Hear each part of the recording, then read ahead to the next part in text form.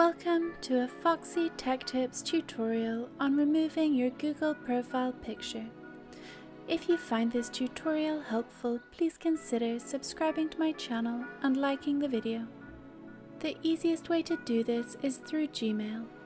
So open up the Gmail app and tap on your current profile picture in the top right corner.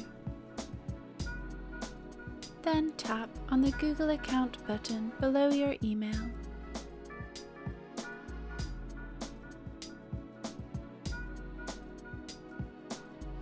In your Google account, tap on the Personal Info tab. Scroll down to the bottom of the Personal Info page and tap on Go to About Me. On the About Me page just below your birthday, it says you can also remove your profile picture and view old ones.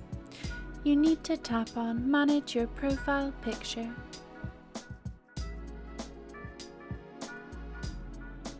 Now tap Remove. Your profile picture will immediately be removed. It may take a few minutes to take effect on all of your Google accounts. But as you can see, when I closed and reopened Gmail, my profile picture had been deleted.